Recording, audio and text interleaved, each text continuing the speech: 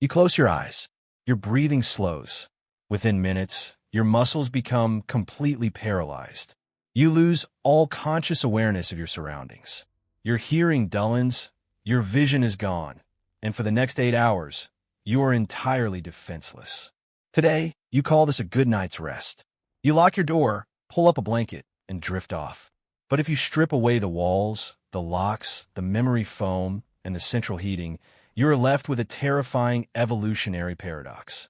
For the vast majority of human history, going to sleep was arguably the most dangerous, reckless, and biologically expensive gamble our ancestors ever took. Think about it. You are a slow, relatively weak primate with no armor, no venom, and terrible night vision. And your biological mandate is to spend a third of your life lying perfectly still, unconscious, in the dark, on a planet crawling with apex predators that hunt specifically at night. Cave lions, saber-toothed cats, massive hyenas, and dire wolves. They could see in the dark. You couldn't. So why do we sleep? If shutting down for 8 hours was an open invitation to be eaten, why didn't evolution phase it out? Why didn't we evolve to rest half our brain at a time, like dolphins do? How did early humans survive the night without doors, without walls, and for a long time, without even fire? The answer is a brilliant, desperate biological hack, one that still controls your life, your habits, and your biology today. And before we step completely into the prehistoric dark to figure out how we survived it, make sure you hit the subscribe button. We decode the hidden survival mechanisms of human history here every single week, and you won't want to miss what we uncover next. Let's go back 300,000 years. The sun is setting on the African savanna. The temperature drops. The shadows lengthen. As a human, your primary sense is vision, and as the light fades, your primary advantage disappears. The night belonged to the monsters. Predators like the Dinofelis, a terrifying genus of false saber-toothed cats, were specifically adapted to hunt primates. They knew where our ancestors lived, and they knew we were blind in the dark. For early hominids, before the mastery of fire, sleeping on the ground was essentially suicide. So, they did what chimps and great apes do today: they climbed. They built temporary nests high up in the tree canopy, weaving branches together just enough to keep from falling. But tree sleeping comes with a massive cost. You can't reach deep sleep. You are constantly on edge, balancing, listening for the snap of a branch, feeling the sway of the wind. Your brain refuses to fully shut down because if you roll over, you fall. If a leopard climbs the trunk, you are trapped. It was fragmented, terrible, high-stress sleep. But then, roughly 1 million years ago, something happened that changed human biology forever. We captured a star. We learned to control fire. Fire was the first artificial wall. It wasn't a physical barrier, but to a nocturnal predator, a blazing fire was a blinding, terrifying shield of heat and light. Fire kept the monsters back. And because the monsters were kept back, humans could finally come down from the trees. This transition, from sleeping in the canopy to sleeping on the ground around a hearth, triggered a neurobiological revolution. For the first time in human evolution, we felt safe enough to completely let go. Our sleep architecture changed. We began to experience much deeper, longer, and more intense cycles of REM sleep. REM, or rapid eye movement sleep, is where dreams happen. During REM, your brain essentially paralyzes your body so you don't act out your dreams. This is called muscle atonia. In the trees, muscle atonia would mean falling to your death. On the ground, protected by fire, we could finally afford to become paralyzed.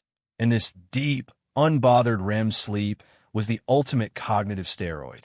It allowed our brains to consolidate complex memories, process emotional trauma, and foster intense creativity. It is entirely possible that the cognitive leap that gave us complex language, art, and advanced tools was fueled by the fact that we finally got a good night's sleep. But fire wasn't a perfect shield. It burned out. It rained. And predators are smart. A starving cave bear might eventually test the perimeter.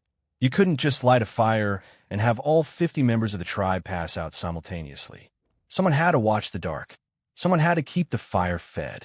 This brings us to one of the most fascinating survival strategies in human history, the Sentinel hypothesis. How do you protect a group of unconscious people? You make sure they never all go unconscious at the same time. If you've ever wondered why you're a night owl who can't fall asleep before 2 a.m., or why your partner naturally wakes up at 5 a.m., full of energy, you're not lazy, and they're not crazy. You are exhibiting a 300,000-year-old survival mechanism. Anthropologists studying modern hunter-gatherer tribes, like the Hadza in Tanzania, found something incredible.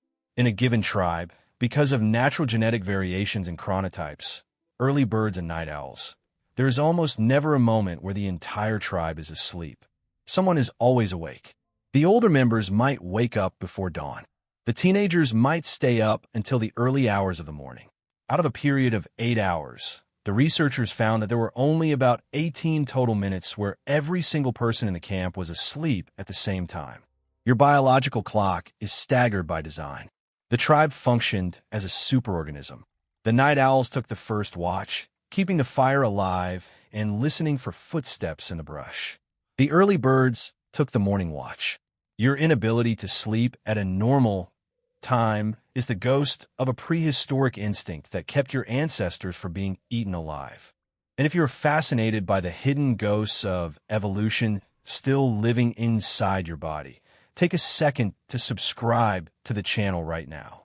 We are constantly digging into the incredible ways our past shapes our present, and joining our community means you're keeping the watch with us. Even with fire, and even with sentinels standing guard, sleep remained inherently dangerous. And the human brain never fully forgot the trauma of the prehistoric night. Have you ever been right on the edge of falling asleep, drifting into a peaceful void, when suddenly your entire body violently jerks awake? Your heart races, your eyes snap open, and for a split second, you feel a massive surge of panic. This is called a hypnic jerk. Scientists believe this is an ancient evolutionary reflex left over from our tree-sleeping days. As your muscles relax and you transition into sleep, your brain misinterprets the relaxation as the physical sensation of falling out of a tree canopy. It fires an emergency signal, flooding your body with adrenaline to wake you up so you can catch yourself before you hit the forest floor. You are safe in your bed, but for a fraction of a second, your brain thinks it's a million years ago and gravity is about to kill you. We also possess something called the first night effect. When you sleep in a new place, a hotel room, a friend's house, an unfamiliar environment, you almost always wake up feeling groggy. Sleep studies have shown that during your first night in a new location, one hemisphere of your brain doesn't sleep as deeply as the other. Half of your brain acts as a night watchman. It remains highly reactive to unusual sounds, unfamiliar shadows, and shifts in temperature. Your brain refuses to fully power down because it hasn't mapped the environment for threats yet. You are literally sleeping with one eye open, biologically speaking. The way we sleep today, 8 unbroken hours in a silent, pitch-black room, completely alone or with just one other person, is incredibly weird by historical standards. For 99% of human history, sleep was allowed communal activity. You slept skin to skin with your family, surrounded by the breathing, shifting, and coughing of your entire tribe. You heard the crackle of the fire, the wind, the distant calls of animals. The modern demand for absolute silence and isolation to fall asleep is a brand new invention. In fact, the reason so many people today suffer from insomnia or sleep anxiety might simply be because our ancient brains are terrified of being alone in the dark. When you lie in a quiet, dark bedroom by yourself, your prehistoric alarm system goes off. It tells you, where is the tribe? Who is watching the fire? We are isolated, and isolation means death. Our modern pursuit of the perfect, silent, solitary sleep environment actually triggers our oldest survival anxieties. So, the next time you turn off the lights, lock the deadbolt, and slide under the covers, take a moment to appreciate the sheer biological audacity of what you are about to do. You're going to surrender your consciousness. You're going to let your body become completely paralyzed. You're going to hallucinate vividly for hours utterly blind to the physical world. Sleep is not just a biological necessity. It is the ultimate testament to human survival. We were the prey, the vulnerable, the weak. But we learned to build fires. We learned to stagger our watches. We learned to trust each other in the dark. We didn't just survive the night. We conquered it, turning the most dangerous vulnerability in the animal kingdom into the very mechanism that built the human mind. If this journey completely changed how you look at your own biology and the hidden history in your habits, make sure to subscribe and join our modern tribe. We have a lot more history to uncover together, and you don't want to face the dark alone.